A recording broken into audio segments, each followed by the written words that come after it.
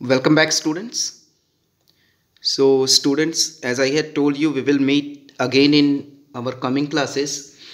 So, I am back here again with some new topics, and our today's topic is force, work, and energy. तो हम लोग बेटा पढ़ेंगे force, work and energy के बारे में. फोर्स, जैसा कि आप सभी लोग जानते हैं, फोर्स मीन्स बल, वर्क कार्य, एंड एनर्जी मीन्स ऊर्जा. तो इस वीडियो में हम लोग जानेंगे फोर्स के बारे में. So first of all let's see here. Force means a push और पुल दैट चेंजेस और tries to change the state of motion of a body when acts on it. इसका मतलब क्या है? तो बेटा फोर्स को देखो, सिंपली हम लोगों को यदि किसी ने पूछा कि व्हाट इज फोर्स और हाउ टू डिफाइन फोर्स, तो हम कह सकते हैं अ पुश और पुल. लेकिन इस पुश या पुल से होता क्या है? तो कुछ चेंजेस होते हैं, ठीक है. और चेंजेस किस में होंगे?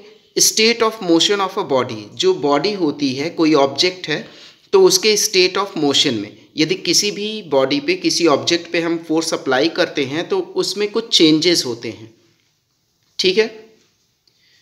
सो let's see some examples of force. That is pushing और पुलिंग अ ड्रावर.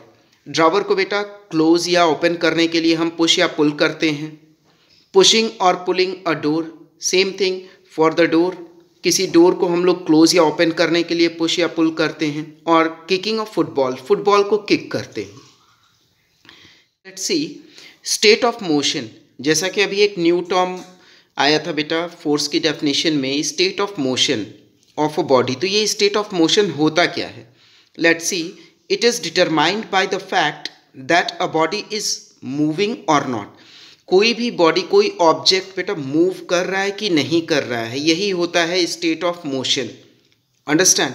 तो हम लोग फोर्स को इस तरह से भी डिफाइन कर सकते हैं कि अ पुश और pull that changes the state of motion. State of motion means कि पुश या पुल, और हम कहें कि फोर्स अप्लाई करने से यदि कोई ऑब्जेक्ट मूव करता है या it stops moving, then we can say that the force is applied on the body.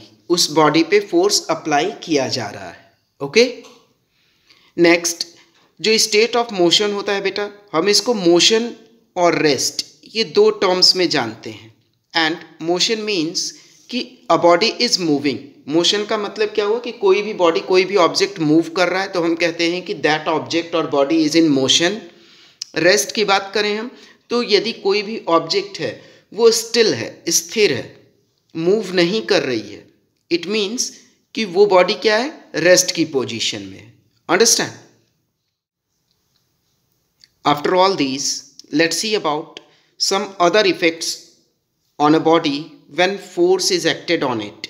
जब हम फोर्स अप्लाई करेंगे बेटा किसी भी बॉडी पे, तो उसमें स्टेट ऑफ मोशन में चेंजेस के अलावा भी कुछ चेंजेस होते हैं. Likewise let's see here some effects of force on a body when acted on it. First one is start the motion of a body. यानी कोई भी ऑब्जेक्ट है, यदि हम उस पर फोर्स अप्लाई करते हैं तो it may start to move. Understand? And second thing, stop the motion of a body also. Motion कहने का मतलब बेटा कि मूवमेंट, या बॉडी जो है या तो वो मूव करना स्टार्ट कर देगी, आइदर यदि वो बॉडी मोशन में है या मूव कर रही है तो वो फोर्स अप्लाई करने की वजह से स्टॉप हो जाएगी. फॉर एग्जाम्पल देखो, सिंपल सी चीज़ है. आप लोग क्रिकेट खेलते होंगे तो जानते ही होंगे कि क्रिकेट में हम क्या करते हैं. बॉल को यदि हम फोर्स से फेंकते हैं तो वो एक स्पीड से, एक गति से एक जगह से दूसरी जगह, one place to other place travel कर जाती है.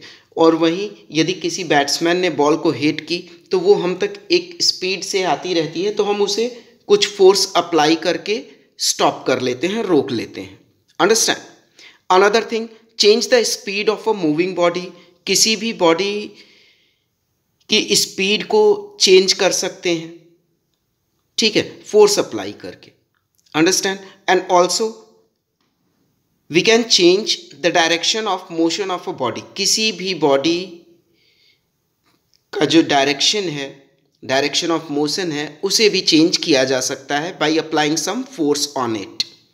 And if we going to apply some force, then it may change the shape or size of a body.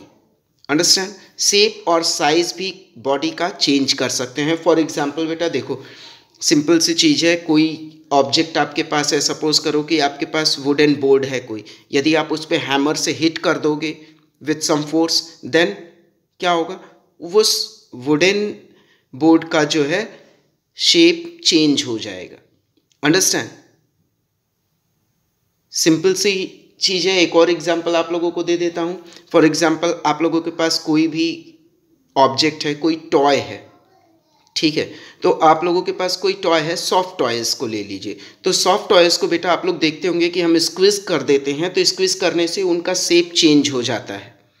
ठीक है, शेप के साथ साथ आप ये भी ऑब्जर्व करते होंगे, शेप तो चेंज हो ही रहा है, साइज़ भी चेंज हो रही है, लेकिन है तो वो सॉफ्ट टॉय, तो it regains its shape and size once again.